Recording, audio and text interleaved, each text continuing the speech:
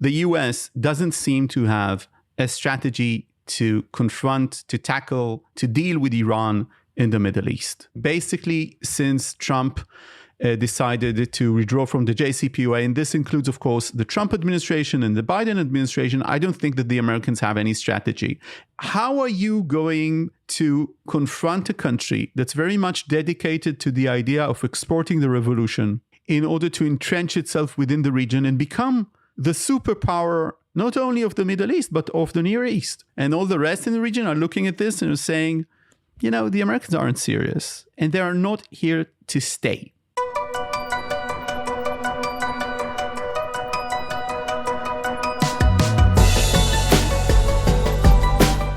It's 3 o'clock p.m. on Thursday, August 8th in New York City. It's 10 o'clock p.m. on Thursday, August 8th in Israel, as Israelis anticipate what tomorrow, a new day, will bring. Before today's conversation, one housekeeping note. I'm pleased to announce a major live recording of the Call Me Back podcast in New York City on the evening of September 24th. The event will be held at the Streicker Center, co-sponsored by UJA Federation of New York, and my guest, I'm pleased to announce, will be Amir Tibon on the official launch date of his book called The Gates of Gaza, a story of betrayal, survival, and hope in Israel's borderlands. In his new book, Amir tells the gripping story of the Tibon family's ordeal at Kibbutz Nahal Oz on October 7th, and the heroic rescue by Amir's father, retired General Noam Tibon. Woven throughout the book is Amir's own expertise as a longtime journalist in Israel and in Washington. He also chronicles the history of Kibbutz Nahal Oz, and then, of course, the conflict between Israel and Hamas. The story has previously been featured on 60 Minutes, and it is also being developed into a feature-length film by my friends and previous guests, Issacharoff and Lior. To register for this live podcast recording, please go to the Streicker Center website. You can go to streicker.nyc/events/tibon-senor. That's streicker.nyc/events/tibon-senor. And we will link to that Streicker Center registration in the show notes. Now to today's conversation. Tensions have been obviously very high in Israel over the past week as Israelis brace for an Iranian and Hezbollah response following last week's assassinations of Haniyeh in Tehran and Shukr in Lebanon. There are numerous questions about if or how Israel and Iran might be heading for a regional war. The Iran-Hezbollah attack was anticipated to have already taken place in Israel, and by the time we release this episode, it might have already taken place. But as of now, based on multiple sources we are speaking to, it is assessed that the Hezbollah attack will occur early next week. Of course, that is entirely speculative, and it could be sooner or it could be later. So what I want to focus on in today's episode is Israel's strategy for Iran, and also the U.S. strategy for Iran, to the extent that these strategies even exist. Our guests are Matt Levitt and Nadav Eyal. Our listeners know Nadav well. He's a columnist for Yediot Ahronot, Israel's largest circulation daily. He's been covering Middle Eastern and international politics for the last 2 decades for Israeli radio and print and television news.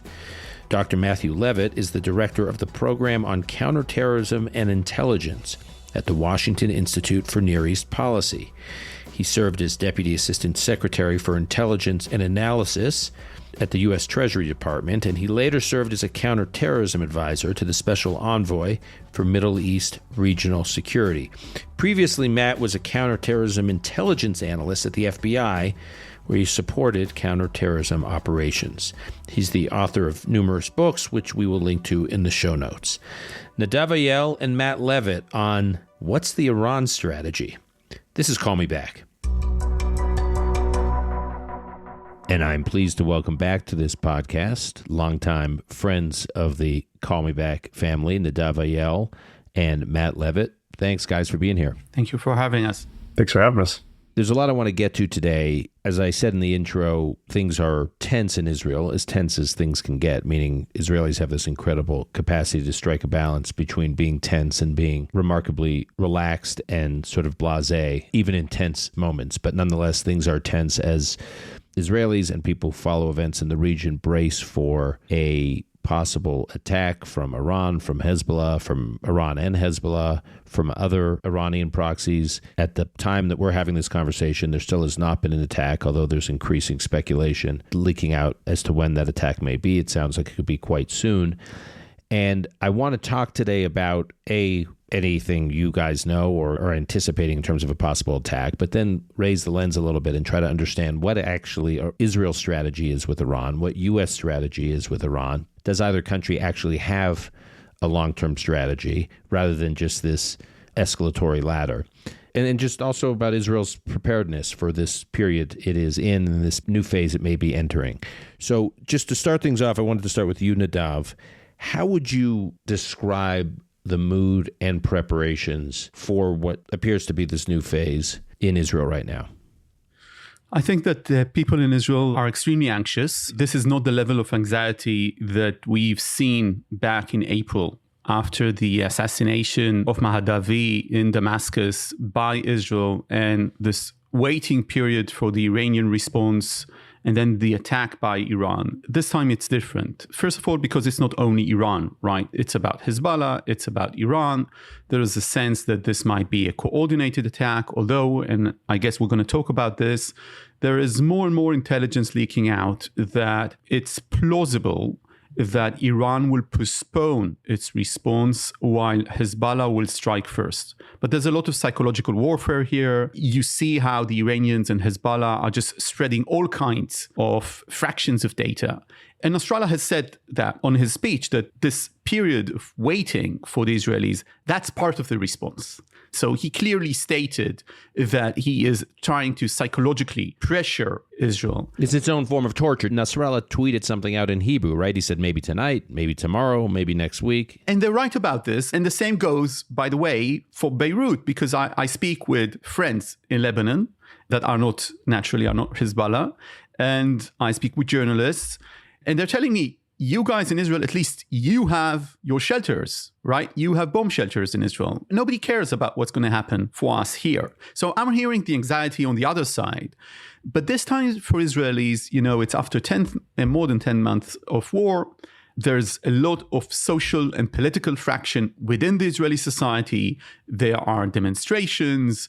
We saw the events that we spoke about in your podcast, those army bases, the demonstrations, the takeovers. There's a lot of criticism within the Israeli society. Israeli politics is right now in a natural mood, which means it's extremely toxic and tribal.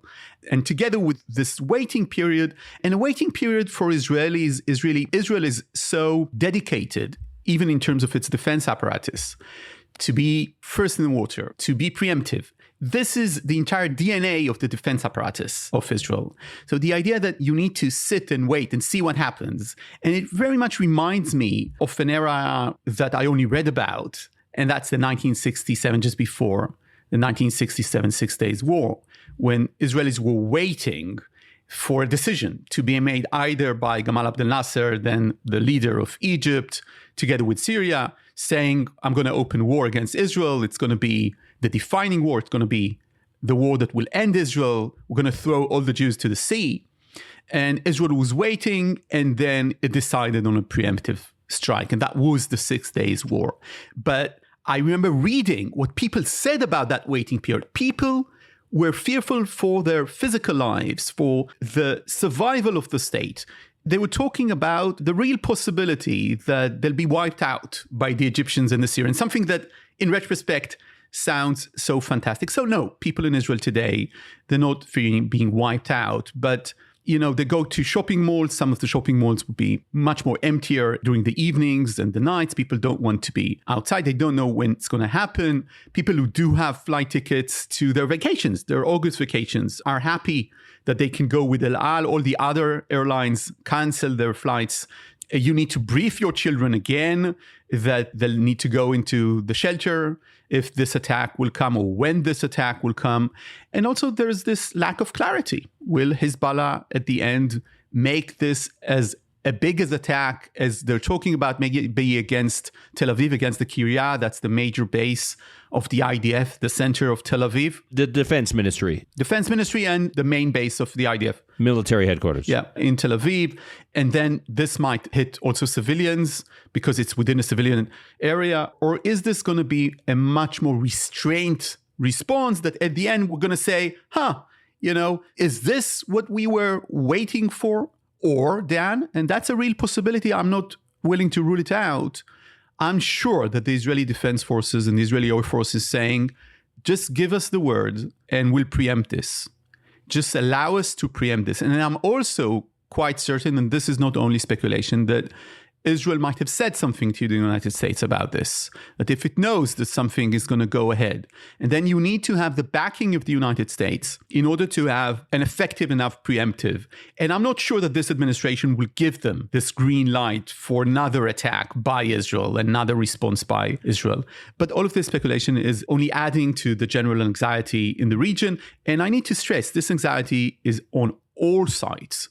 The Iranians, the Lebanese, and the Israelis. It's just that we're focused at the response in Israel. But what I'm hearing from the other side, they're very much anxious themselves.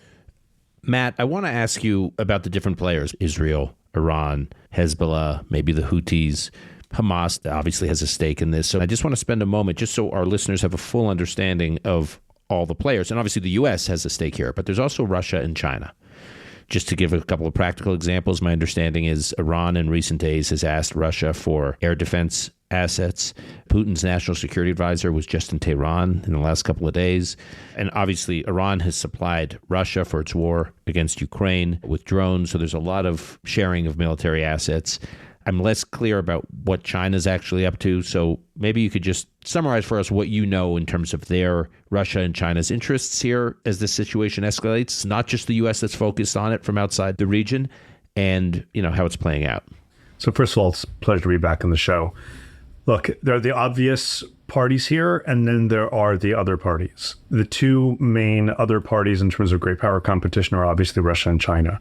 Of the two, Russia is much more involved. As you said, Russia has become a military partner with Iran, or the Iranians are providing drones in particular to Russia for use in its war against Ukraine. I've had the opportunity to go and inspect Iranian drones that have crashed in Ukraine and hold it in my hands, along with the exact same type of Iranian drone that has crashed somewhere in the Middle East, and it's exactly the same thing. As you said, senior Russian officials have visited Iran in the past few days, and there is concern that on the one hand, the Russians might provide the Iranians still more sophisticated systems to be able to defend against an air attack. And any war between Iran and Israel obviously is very much an air war. And on the flip side, there's also reporting that the Russians have been telling the Iranians, don't do too much. Don't hit civilians in Israel. Don't escalate too much. China, on the flip side, is not terribly involved. It has all kinds of economic interests. China convened Palestinian factions recently in an effort to bring them all together. A rather ill-advised effort, if you ask me, because it's centered on the premise of incorporating Hamas into whatever the next government system comes next in Gaza, incorporating Hamas into the PLO with the assumption that so long as the Palestinian political body is broken, there won't be a possibility of moving towards peace. I argue the opposite, that so long as you include in this the actor Hamas that is most dedicated, violently dedicated to opposing peace, you won't achieve that peace. But that's all China is going to do in this. China's not going to send forces. They're not going to send weapons. They're not going to provide money. They want to kind of increase their footprint. They're more concerned about the impact economically of the Houthi attacks. The one actor you didn't mention is the Europeans. In this particular instance, the Europeans actually have an important role to play, especially in Lebanon and vis-a-vis Hezbollah. If Germany and France were to communicate to Lebanese actors that if Hezbollah does something against Israel that drags Lebanon and Israel both into a war that ultimately the civilians in each country do not want, remember that Lebanon has been suffering from a severe economic crisis, that they should not anticipate that the Europeans are going to come in and rebuild the electrical grid again, this type of thing. Those Lebanese political actors can and will communicate to Nasrallah just how bad the situation will be if he drags Lebanon into a war. Hezbollah, other Lebanese, they all see what happened to Gaza in that war. They don't want that to happen in Lebanon. That ultimately has been the most significant mitigating factor as to why Hezbollah has not done even more than it has done over the past 10 months. And that remains. For that matter, Iran, as much as it wants to retaliate against Israel, as much as it has not become a Zionist, does not want Hezbollah to get involved in too big of a full-scale war with Israel because it wants Hezbollah's rockets powder kept dry, because it sees Hezbollah's rockets as Iran's best deterrence against Israel or anybody else attacking their nuclear program at a time when, let's be blunt, over the past 10 months, they have really ratcheted up the pace of their nuclear program. And by the way, they also see it as the best second strike capability should anybody do something against their nuclear program. So at the end of the day, I have to say, I have very, very, very cautious, I won't even call it optimism, but hope that we're on the cusp of something other than full-fledged regional war. I don't think the Iranians want to start something that's going to draw a huge response in their border. That's the red line for Iran. They just lost a president to a helicopter crash. They just had a very embarrassing episode where presumably the Israelis snuck a bomb into an IRGC safe house and killed the Hamas leader. That's super embarrassing, but it's most disconcerting to them because they fear that it signals to domestic audiences that aren't favorable to the regime that they are vulnerable and that they're not 10 feet tall. And so I think that Hezbollah is absolutely going to respond. And the hope is that they respond in a somewhat limited way that does not involve the Kiryat, does not involve targeting civilians, or hopefully they don't by mistake hit the wrong place as they did in Majd al-Shams and kill a bunch of civilians, and it enables us to scale down in the moment. The flip side to this, as Nadav said, is compared even to when I was in Israel 3 weeks ago and I had conversations with senior officials, that mood has changed. And right now, I think if Israelis get intelligence that Hezbollah is about to do something big, the Israelis are likely to preempt. And how does that fit into an escalatory cycle? We're not quite sure either. And the final thing I'll say is even if we're able to navigate this immediate crisis, we're still not out of the woods because, among other things, Hezbollah's rockets still remain. But even more so, in the near term, the most likely thing, I think, to lead to war between Israel and Hezbollah, if we are able to get out of this immediate crisis, is not the rockets. It's Hezbollah ground forces. I was recently in Metula. Picture me in flak jacket and helmet. It looked foolish. Was this your Mike Dukakis moment? It was embarrassingly a Mike Dukakis moment. It really was. The glasses, the whole thing. But it's very, very obvious to me, speaking to residents, speaking to the IDF in the north, people are petrified of an October 7th style attack from Hezbollah. Remember that plot was originally a Hezbollah plot line. And that while the Red One forces are basically 5 kilometers away from the border now, they have other forces that are right there. And Israelis are only now coming to terms with the fact of just how precarious their situation was on October 8th. There were some 600 IDF people across that whole border, not all of them combat. And this is something that is really terrifying to Israeli residents of the north. And the displaced residents will not go home until this issue is solved. I do want to ask you, we tend to think of Hezbollah as just such a directly and totally controlled organ of the IRGC and of Iran, as though it has no independent agency. And I generally, when we do geopolitical analysis, we talk loosely as though that's the case. And I more or less think that's the case. Although I do recall in one of the earlier episodes that you've been on this podcast, you're like, it's not so simple. Yes, Hezbollah is a proxy, but that doesn't mean that its leadership doesn't have often a diverging agenda, that it doesn't have its own political survival interests. It's got its own dynamic inside Lebanon. And I've been hearing, again, just from various sources inside Israel, that there's the sense that Hezbollah has a more forward-leaning approach to how it wants to respond to Israel and in Israel, right now, which is not exactly where Iran is. And Iran is sort of reining in Hezbollah. And there's even talk that Hezbollah may do X and Iran may do X minus, meaning Iran wants to do something less, whereas that's not how we tend to think of Hezbollah. We just think that Hezbollah is going to do whatever Iran wants. So can you just explain a little bit about that dynamic? So look, it's like a marriage, and over time, kind of the relationship can fluctuate maybe. It's not the case that Iran says jump and Hezbollah historically always says how high. But it is also the case that Hezbollah and the Quds Force have become much, much closer and integrated over the past few years. And right now, I don't see a delta between them. I see Iran having an interest in saying, look, Hezbollah, you do more of the retaliation. We might do less of the retaliation. There's a lot of international pressure on Iran right now not to do too much for fear that that could really move things into an escalatory cycle towards regional war. Remember that Hezbollah has its own interests right now. Before Haniyeh was assassinated in Tehran, Fuad Shukr was assassinated in Beirut. And if you are Nasrallah and you are sitting at the head of the table for Hezbollah's Jihad Council, you now have 3 big empty chairs over the past few years. Imad Mughniya is gone. Mustafa Badruddin is gone. Killed by his own, by the way. That's another story. Fuad Shukr is gone. There are a bunch of people that Nasrallah can't really rely on. There are basically only 2 people on the Jihad Council he really can rely on, and one more than the other, Imad Aqal and Ali Karani. And he wants to retaliate. He feels he has to retaliate. And I think the Iranians, they're coordinated on this. And I think the Iranians are saying, well, okay, maybe instead of a big attack by Hezbollah and us and the Houthis and Shia militants in Iraq and in Syria, maybe it'll be more concentrated Hezbollah attack, and maybe we'll do something here or there. Or look, the Iranians have even said publicly now, we're going to respond in time and place of our choosing. Over the past few years, Iranian external operations, assassinations, abductions have spiked tremendously. I just published an interactive map tracking these around the world, just published it yesterday on our website, washingtoninstitute.org. And that's something that whatever happens in the next few days is definitely going to continue to spike. Iran's going to seek to target Israelis even more than it has been over the past few weeks and months. Okay, Nadav, I want to ask you about something Matt referenced, which is suppose Iran doesn't want a regional war. Every analyst I know who follows Iran is telling me Tehran doesn't want a regional war, at least not right now. Okay, they may be right, they may not be right. Let's assume they're right. Their ability to prevent a regional war while still taking some action. So if they believe what they interpret as a measured response as opposed to a dramatically kind of escalatory response could be 2 different worlds. So take the response that they launched in mid-April. 300 projectiles, cruise missiles, drones, the whole portfolio of tools that they launched against Israel. Virtually none of them got through Israel's multinational defense system.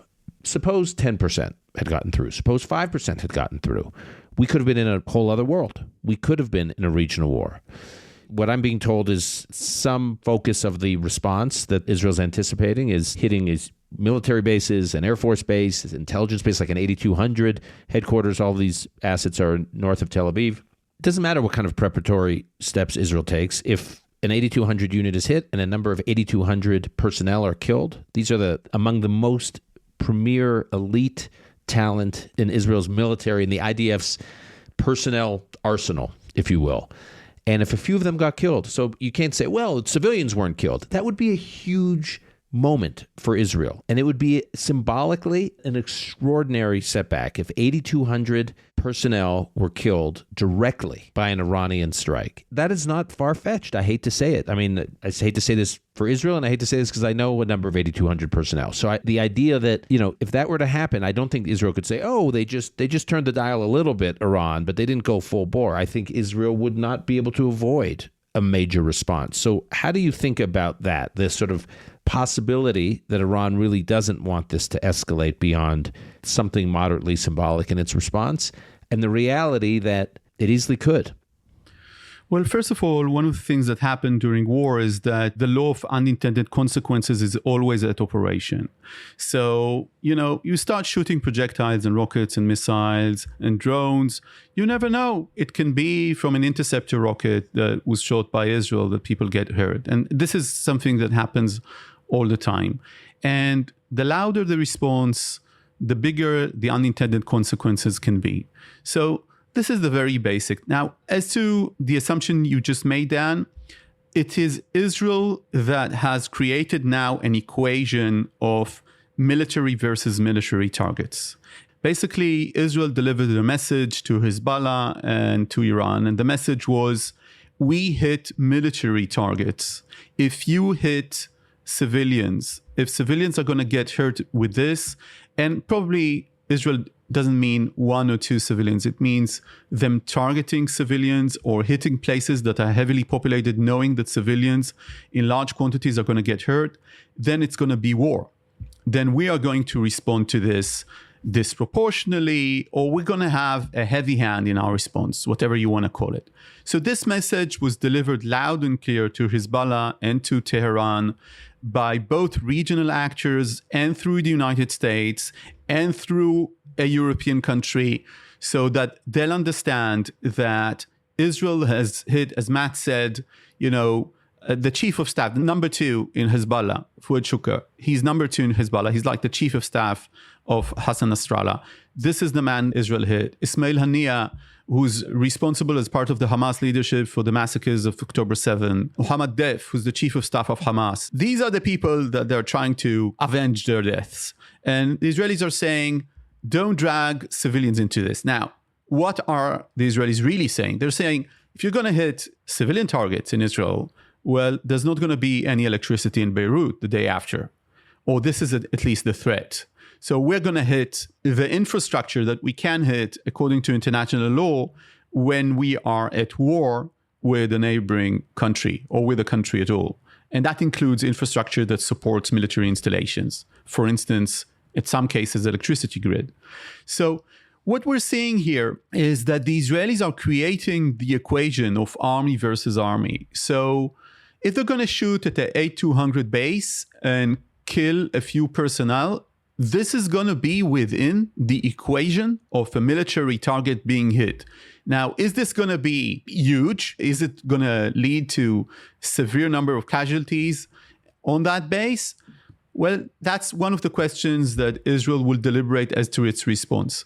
But I want to, again, underline something that Matt said that referred to something that I said. Israel isn't in the mood of waiting to see some kind of a terrible attack or surprise attack, sneak attack, either aerial or ground, by the way. And I wouldn't rule out some sort of a ground attack from Hezbollah, from Iran, from the proxies. I published at the time a story about the IDF preparing for the possibility of Iranian-led proxy militias trying to infiltrate Israel's eastern border. So I remind our listeners that Israel's widest, longest border is to the east, to the Kingdom of Jordan, also going through Syria and on the edge near Eilat with Egypt.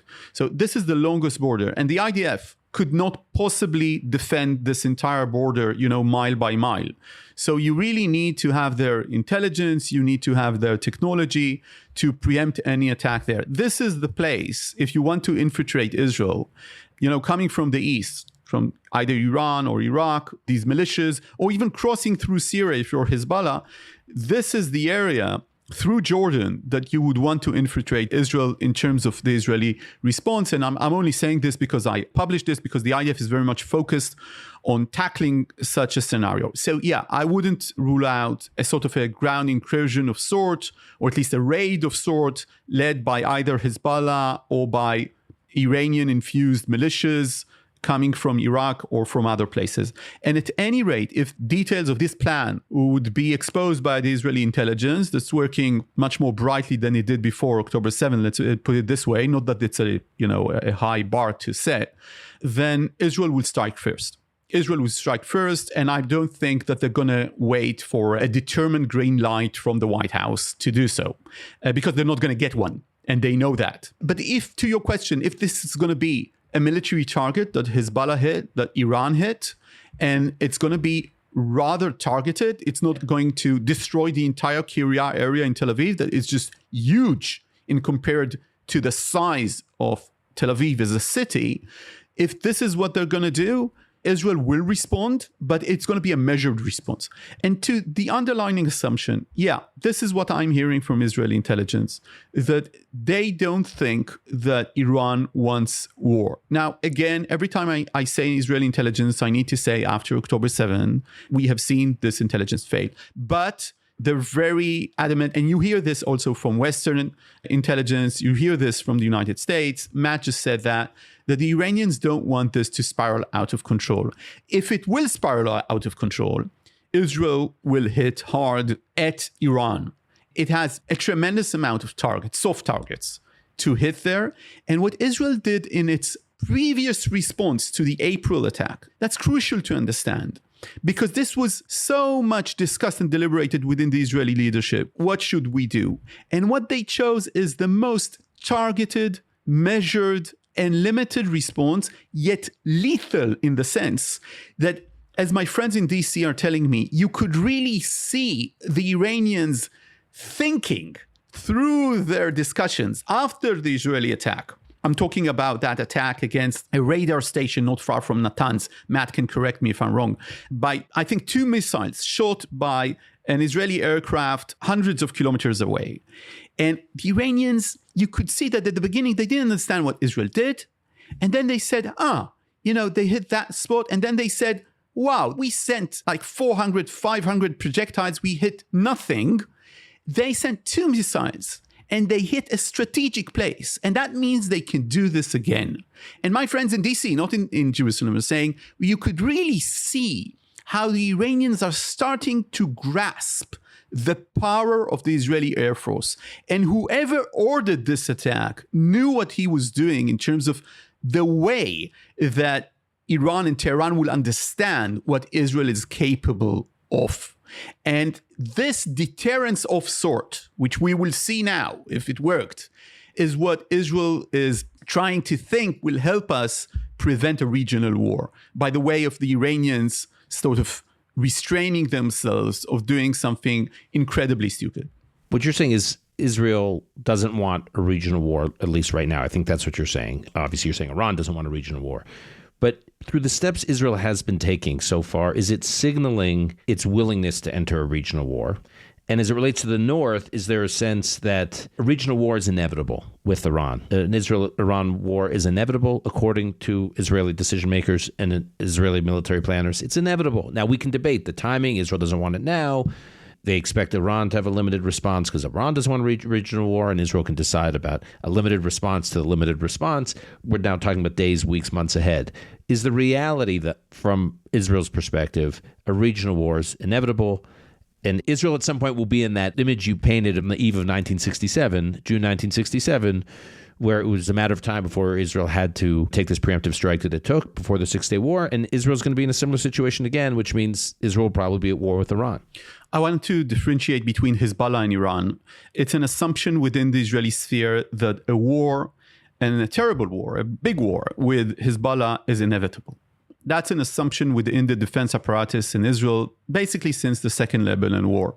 And Israel has been preparing through this war. And to an extent, the Israeli defense apparatus has been looking for this confrontation. And this is, of course, the October 11 decision by the Israeli cabinet that rejected the recommendation of the IDF and the Israeli Air Force to preemptively attack Hezbollah.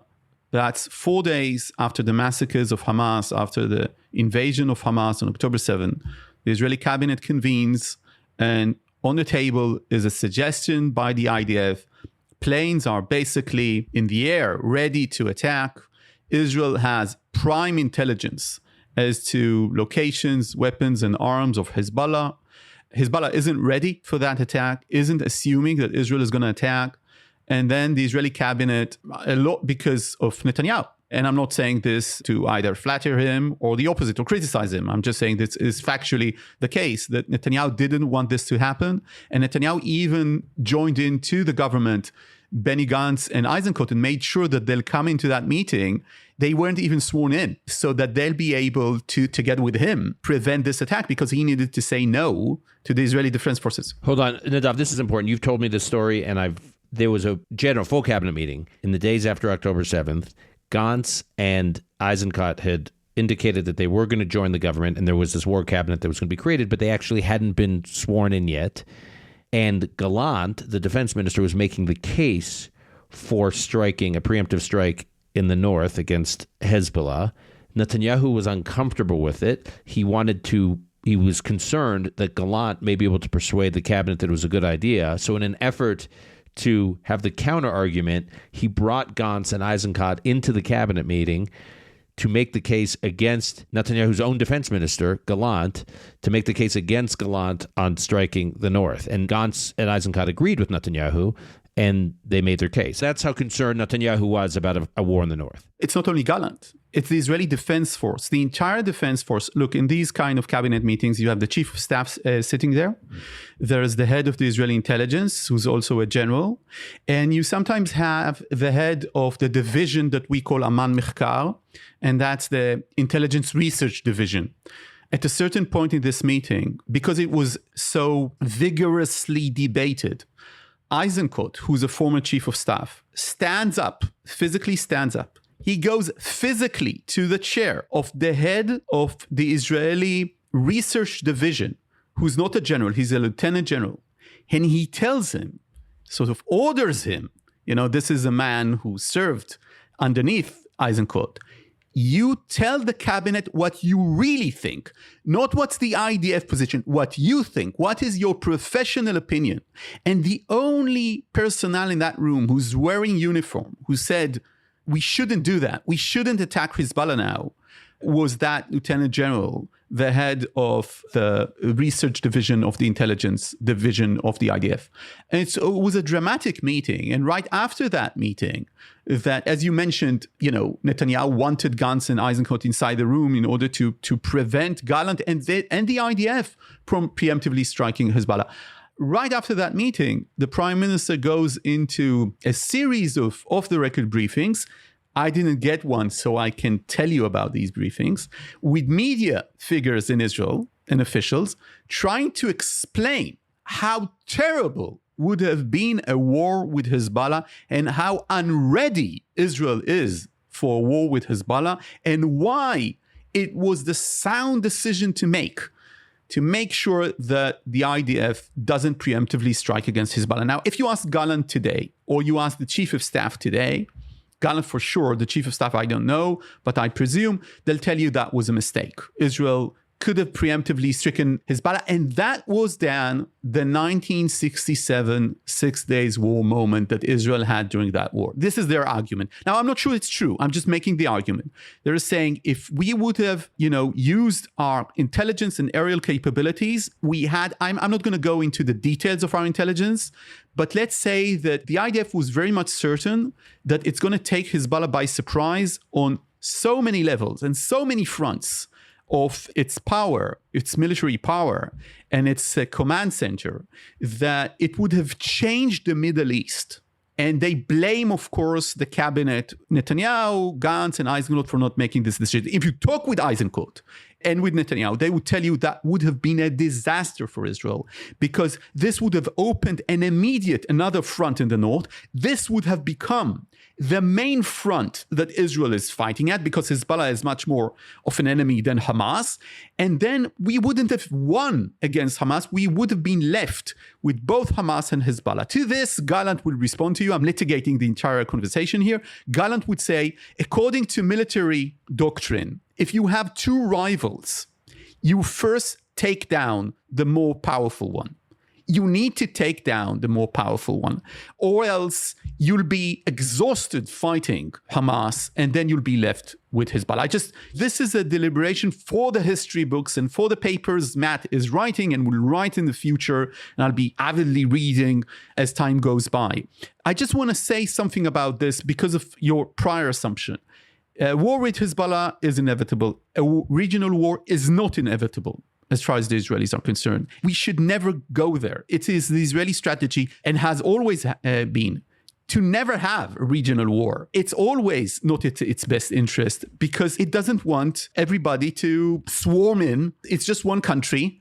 It doesn't have enough of a powerful alliances, definitely not military alliances in the region. It has allies, but not military alliances of sorts with Egypt and Saudi Arabia. They're not going to fight for us. Okay, they're going to coordinate with us their aerial defense, but these people are not going to fight for Israel together. This is not NATO, right? So Israel doesn't want a regional war. And I'll tell you another thing, Dan. If you ask my friends in the intelligence community, they'll tell you, people think that the Iranians are what they are today, but there'll be tomorrow morning a revolution in Iran. We'll see these massive demonstrations that we have seen in recent decades come again and again and again, this time more powerful. Will this be a surprise to anyone, considering that Iran is a failed state on many levels? No. So from that reason, your strategy with the Iranians needs to be postponing, and always preventing them of having nuclear military capabilities. And that's basically the strategy that Israel has, according to its limitations. The US, and this is something we should debate, I think, or talk about, the US has much more capabilities in dealing with Iran than the Israelis have in doing it alone. Okay. I want to talk about that because I have some strong views on the U.S. role here. But before we get into that question, Nadav, I do want to ask you, Matt, do you think, as an outsider who's sort of an insider, meaning you're astute and close observer and an analyst of Israel's capabilities as it relates to Hezbollah and Iran, can Israel do this alone if things were really to spiral out of control? What I mean by that is, let's just assume that Iran/Hezbollah intend to have a limited response and not escalate beyond there, but that goes awry. So suddenly we're in some kind of regional war, or Israel decides at some point it has to take like the equivalent of a pre-1967 measure, not immediately, but sometime in the foreseeable future. In either scenario, Israel knows it's at war with Iran. And by being at war with Iran, presumably it's also at war with Hezbollah. Can Israel do that? And I'm oversimplifying it because each of those two scenarios I just described have their own set of considerations and implications. But just for the sake of this conversation, I just want our listeners to understand what Israel is capable of. So these are two very separate things. I'd put a regional war in one side and a war with Hezbollah in another side. Let's deal with the war with Hezbollah first. A war with Hezbollah would be a war like Israel's never seen before because Hezbollah has 150,000 plus rockets of different types and precision-guided munitions and the drones. All of these sophisticated programs, by the way, were the things that Fuad Shukr was specifically responsible for. It would be equally bad, if not worse, for Hezbollah and for Lebanon. Israel would emerge victorious. Israel would potentially suffer more casualties than it's suffered in typical wars. This would be a war not fought on someone else's territory alone. And that's why for years, I've gone up to Israel's northern border every year for years and years. And every year I've been briefed on just how many more missiles they've gotten and just how much stronger Redwan forces have gotten. And I've said, so what are you waiting for? Every year I come here, you tell me how much more powerful they are. They're not collecting this stuff as paperweights. They're collecting it to eventually use against you. And every year the briefing I got was, look, the political and military command instruction is keep the calm. It was kick the can down the road. And so now the big post-October 7th reality across the Israeli political spectrum is that Israelis are no longer willing to live with a gun to their head, not from the south and not from the north. So Israel would emerge victorious, but I think if Israel had its druthers right now, given the entire dramatic story that Nadav just told us, right? That moment has passed. The debate now is, do you take the opportunity, if you can call it that, of this extremely tense moment to revisit that conversation and strike Hezbollah now? They are more prepared, Hezbollah, than they would have been on October 8th. Or do you try and navigate through this, give yourself 2 to 3 years to let your reserves catch a breath? They're exhausted.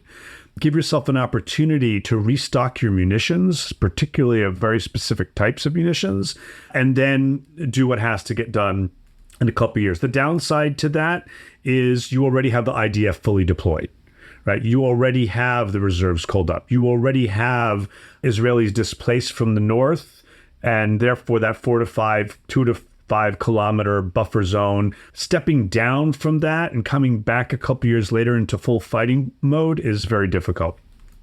When I was there 3 weeks ago, the overwhelming, not unanimous, but the overwhelming takeaway I had was there are some in Northern Command who really want to do this now. There are some even in the general staff who want to do this right now. Israelis in the north want to do this right now, but overall, everyone else did not. And in the 3 weeks since I've been here, since I was there in Israel, that seems to have changed. And so now the question is, If and when Israel gets intelligence about what Hezbollah is going to do to retaliate for the assassination of Fuad Shukr and their role in the larger Iranian response, including the assassination of Haniyeh, do they act preemptively? Do they only take out the launchers that are in question, or do they do something more?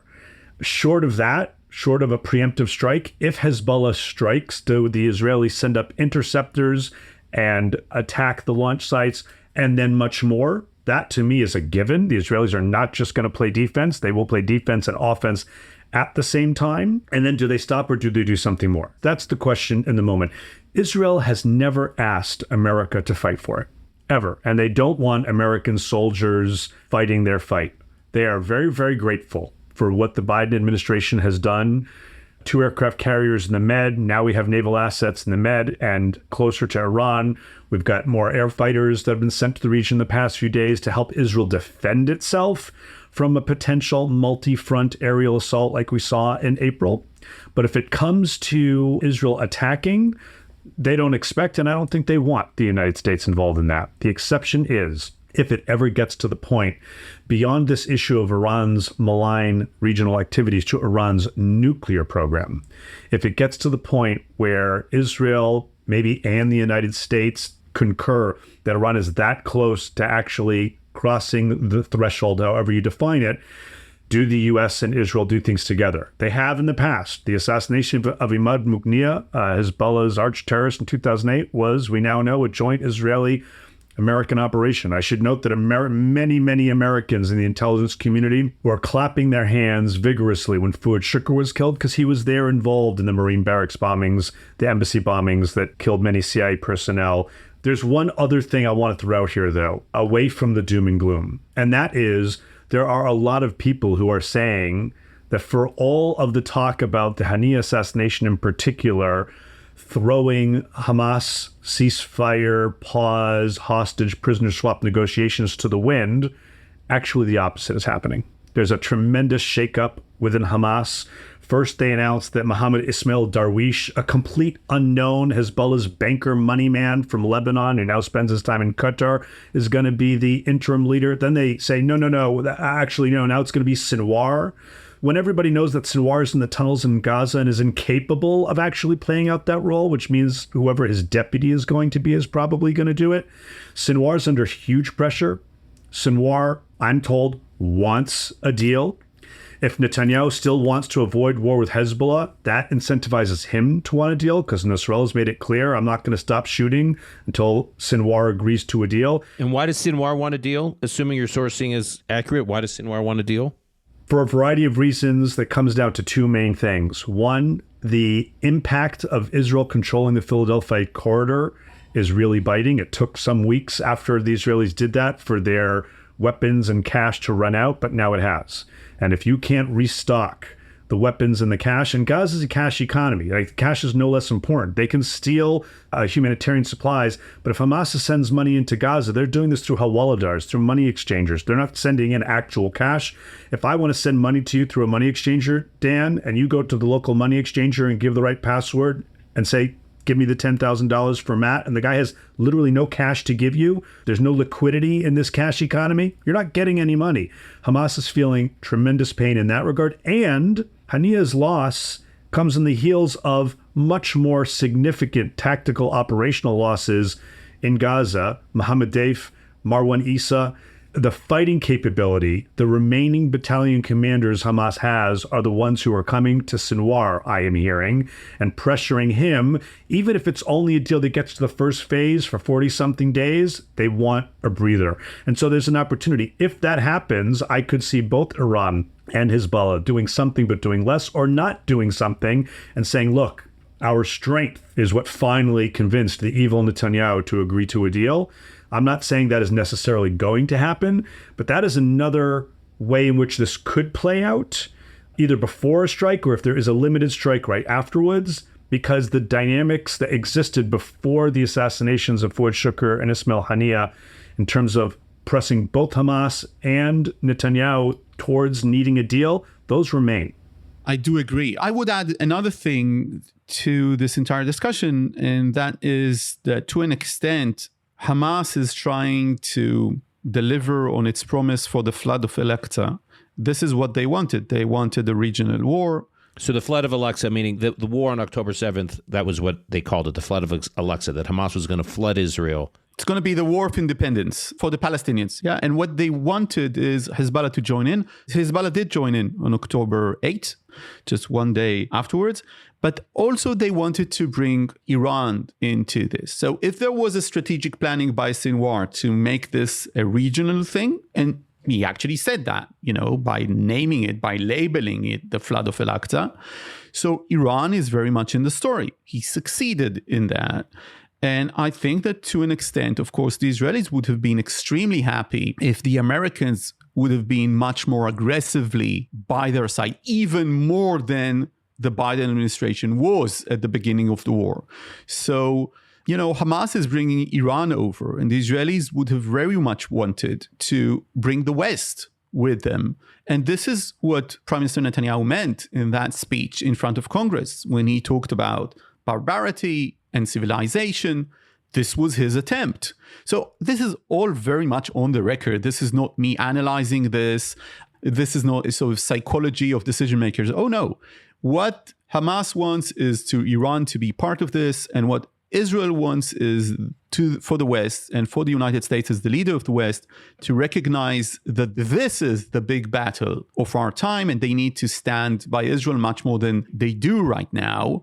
And I think that to an extent, it's not within the talking points of the American political strategic elite that sees China and the threat from the East, and of course Putin and Ukraine as the major issues. And the war in the Middle East is seen as a nuisance of sorts, as a waste of time. Just get the deal done, finish the war. And by the way, this is very much, and I'd like to hear your thoughts about that, Dan, this is very much the position of both parties, or at least of both people running for president. It's like Trump is saying, you need to wrap up the war, you need to finish the war. He's telling Israel, you need to finish the war.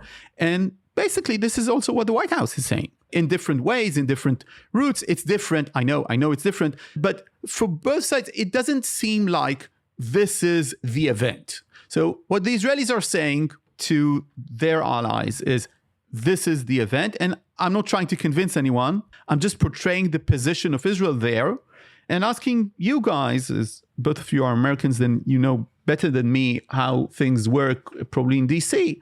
Do the Israelis have a chance in convincing that this should be really very much refocused, or it's all going to be, just get the war over, get the deal. We don't care. I think there's a few things going on here. We're going to address what I think the Trump approach is to the war another day.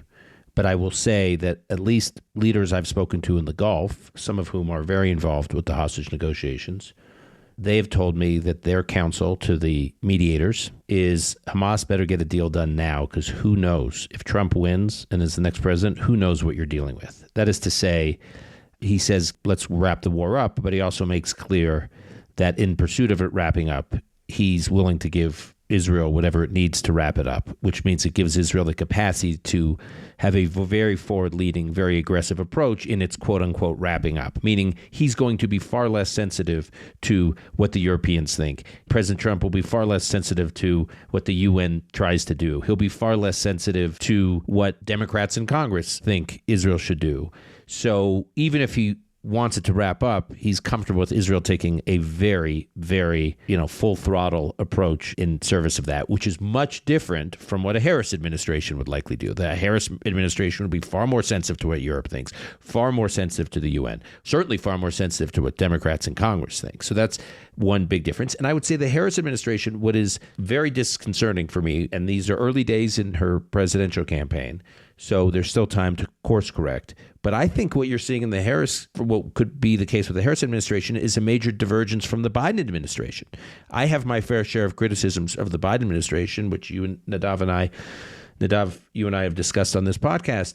But I never questioned whether President Biden had a core connection to Israel. He, as I say, he felt Israel in his, he had like a heart for Israel. Even though I disagreed, I thought his administration tried to be a little too cute sometimes between providing Israel more or less with what it needed from a military support standpoint, both in providing munitions and deploying various military assets to the Middle East, and what he said publicly. And he'd sometimes think he could message one thing publicly and while he's still providing all the military support Israel needs. I've been critical of that approach. I don't think it works, but I never questioned where Joe Biden stood on Israel. I have serious questions about where Kamala Harris stands on Israel. And if I'm having those questions, I got to believe those who don't have Israel's interests at heart, who are watching events, are interpreting the things she said. For instance, just to provide a few data points. One, after her meeting with Prime Minister Netanyahu a couple weeks ago that you were in Washington for, Nadav, she issued this statement: Israel has a right to defend itself, but, and I always say, it's dangerous whenever a politician states something and then says but, because you always brace for what's coming after the but. And of course, after the but was a litany of criticisms. So that was worrisome. And then it was followed by, I don't know if you followed the events with her vice presidential selection. I have been really concerned about how she handled it. That is to say, she did not have to pick Josh Shapiro. I'm not suggesting for a moment that Governor Shapiro was someone she had to pick, and by not picking him, she's an anti-Semite. That's like a line I don't buy that. I think it was a mistake politically for not to pick Governor Shapiro, but again, that's also probably a conversation for another day. What I found so disheartening is there was clearly, as it looked like Governor Shapiro was the front runner to be selected by Vice President Harris late last Thursday, Friday, this campaign organized by progressives to disqualify Shapiro. I mean, when you read some of the stuff that was circulating, Genocide Josh, they were calling him, Genocide Josh, it was shocking. If you look at all the people who celebrated him not being selected, they're all the people who were most exuberant: Ilan Omar, Jamal Bowman. I mean, these leading lights, quote unquote, of the anti-Israel mob in Congress.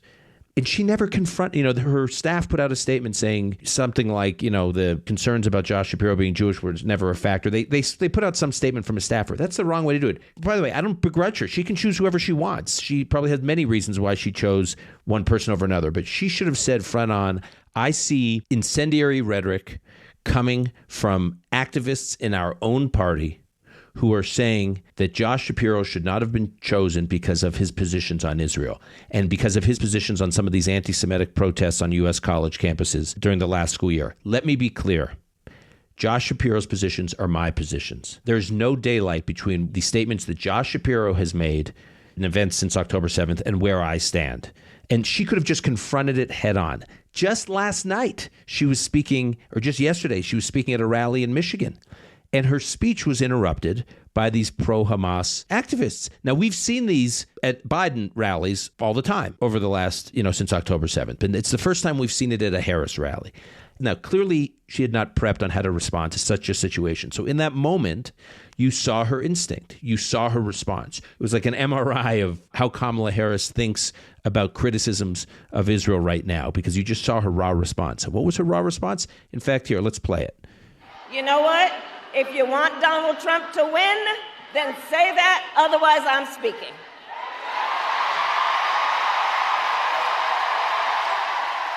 So you see what she says there is she doesn't confront their criticisms of Israel. She doesn't tell them that what they're saying is wrong and irresponsible, and it has no place in today's Democratic Party or no place today in the Harris-Waltz campaign. What she said is, what you're saying is going to help Trump get elected. In other words, she sees Israel through the lens of, is it going to help my election or is it going to help Trump's election? Not about where she stands, what she thinks is right, what she thinks is the principal position.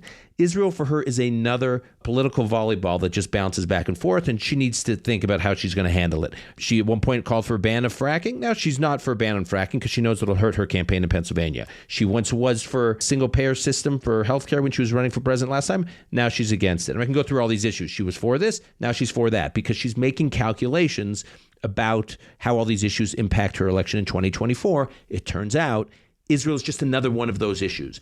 And what she's clearly trying to do is keep the Democratic coalition together, prevent those cracks that emerged because of Biden, cracks from progressives. So she's trying to tell them, don't worry, I'm okay. I'm more or less, with you, or at a minimum, I'm not going to confront you. And I think that message, Nadav, is extremely dangerous in terms of how observers in the Middle East, who, as I said, don't have Israel's best interests in mind, are viewing what a potential Harris administration could look like and a policy could be like. And I see Matt wanting to sort of jump in there. So I don't want you to actually hurt yourself as you're jumping out of your chair. So I'll turn the mic over to you. Look, this is going in a direction I didn't anticipate we'd go in. And I'm a very nonpartisan person who's worked in Democratic and Republican administrations, last in the Bush administration.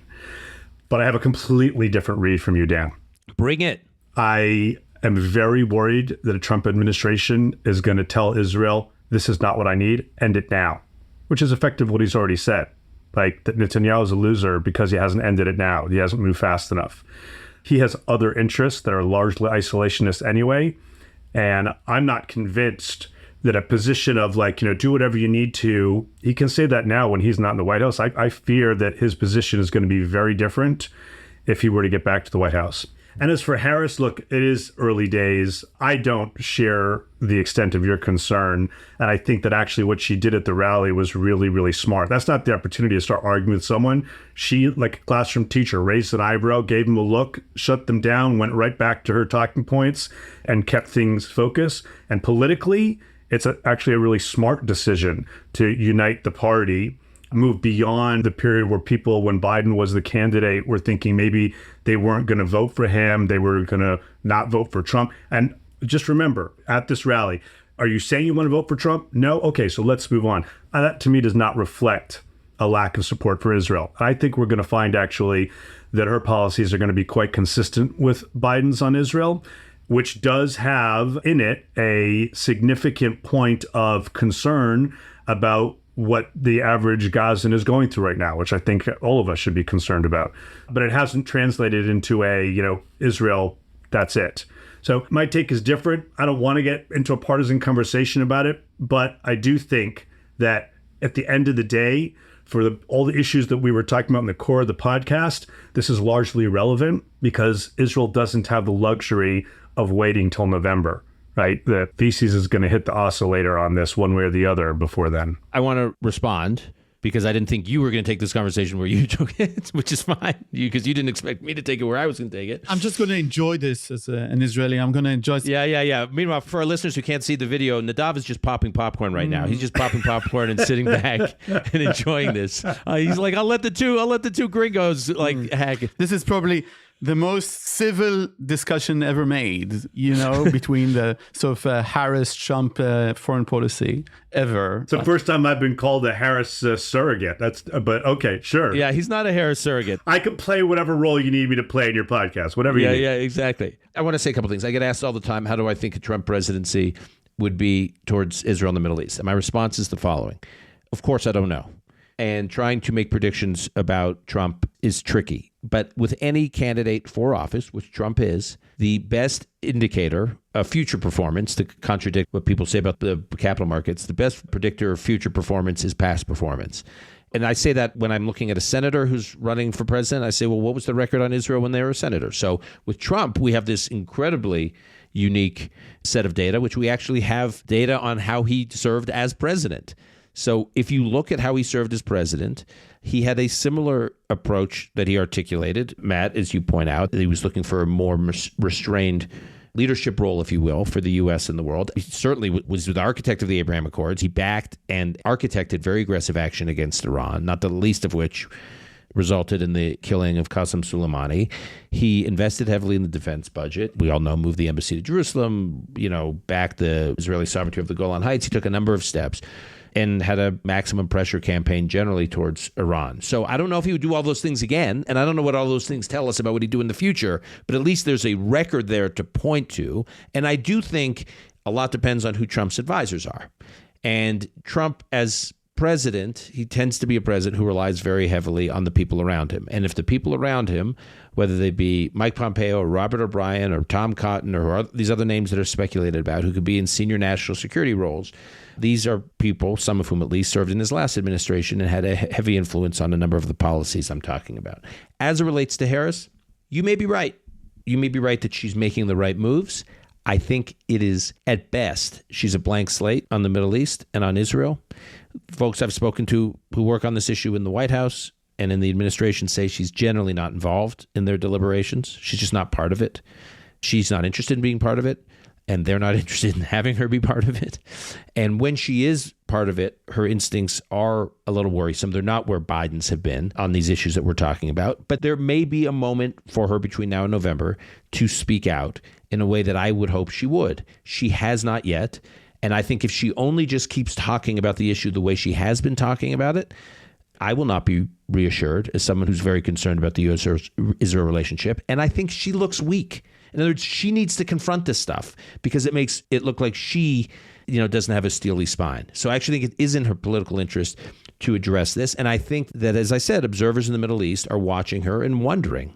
And when there's that kind of ambiguity about what the future of the U.S.-Israel relationship will look like, I think that never serves Israel's interests. But I want to come back to something you just said, Matt, which you said it all doesn't matter because us having a speculative conversation about what happens after November is besides the point. What matters is like the next 3 or 4 months, which is to say the big closing questions for you both, and I'll start with you, Nadav. Does Israel have an Iran strategy? And if so, what is the end game? And does the U.S. have an Iran strategy? And what is the U.S. end game? The Israeli-Iran strategy is very much based on buying time. And that's very true for the entire project that is the State of Israel and the Zionist idea within the Middle East. The idea is we once had great relations with Iran. We might have great relations with a new Iran that is not the Islamic Republic once again. But we need to make sure that they don't possess nuclear weapons. And we need to somehow limit and confront their proxies across the region before they do some immeasurable harm to Israel's ability to live in the region. This is the strategy. The problem with Israel is the tactics employed. I don't think that Israel managed beyond postponing the Iranian nuclear program, which was extremely successful. I don't know of any kind of operation like that in history. Israel has been fighting its secret war against Iran, and it's been recruiting the international community. It's been supplying intelligence to Western intelligence to show the Iranian nuclear ambitions.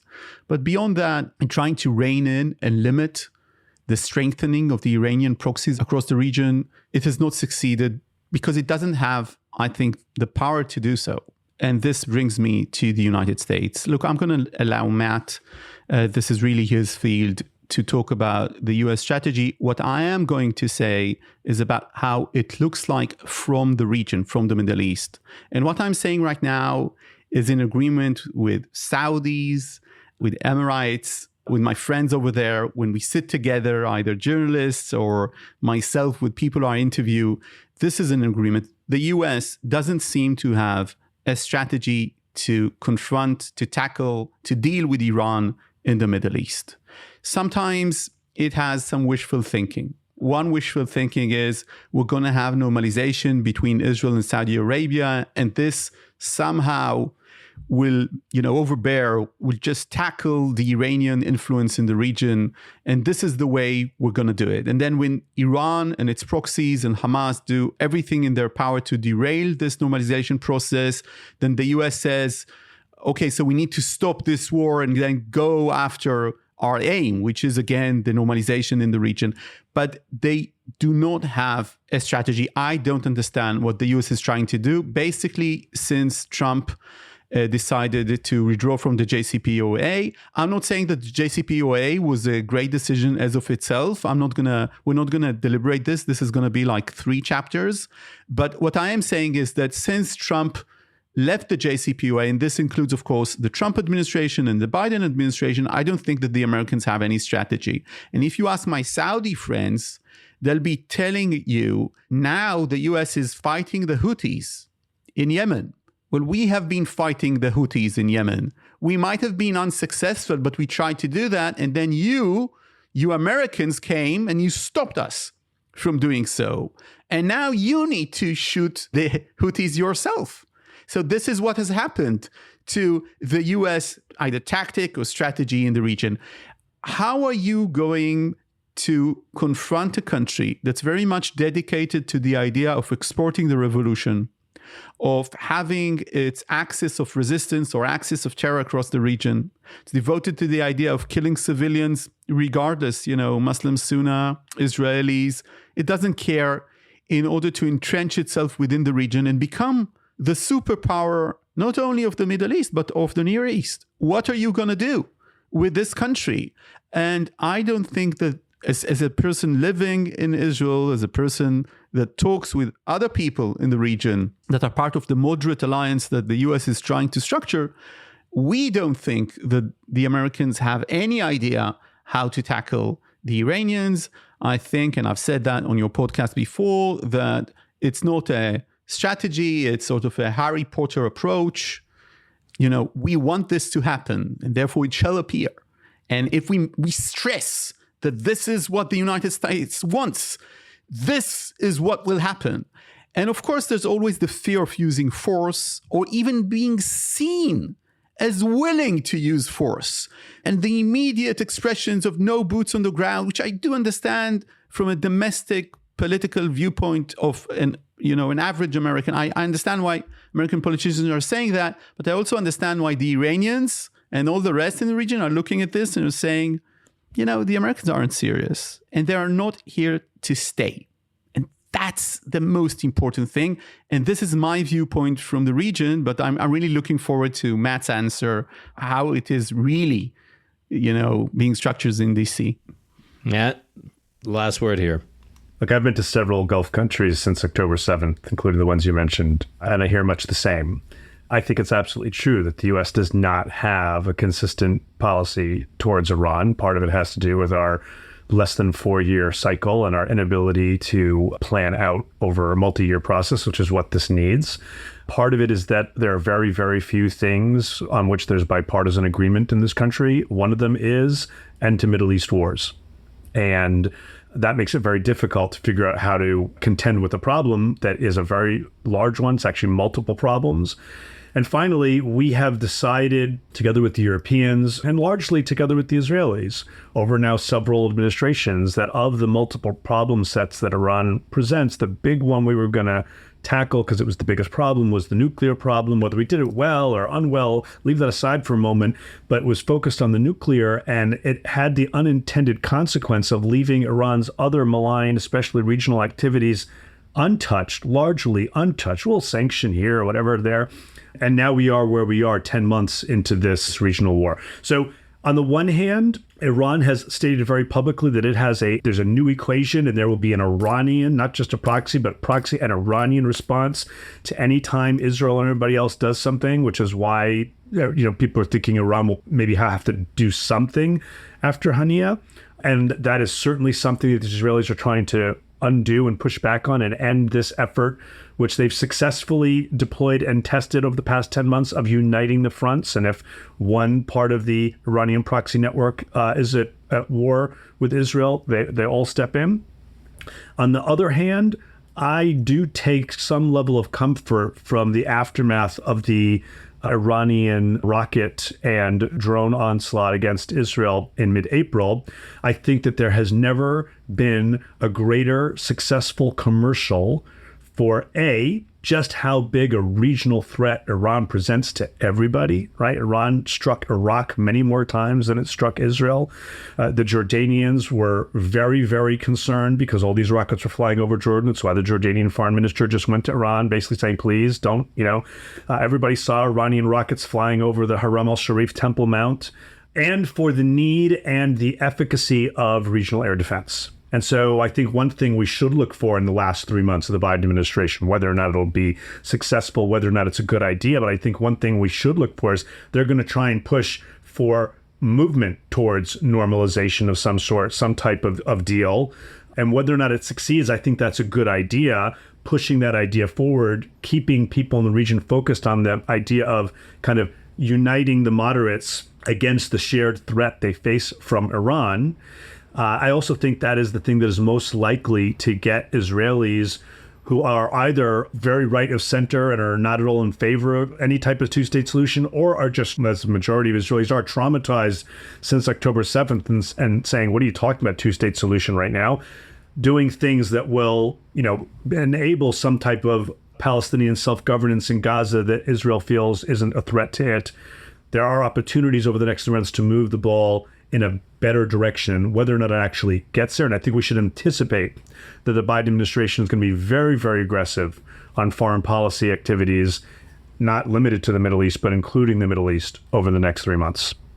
All right, gentlemen, we will leave it there. Obviously, we'll probably have to pick back up on this conversation in the days and weeks ahead, depending on events in the region. But until then, Nadav, Matt, thank you for joining us. Thanks very much. Thank you for having us. It's a pleasure, especially to do this with Nadav. Thanks. Me too, Matt.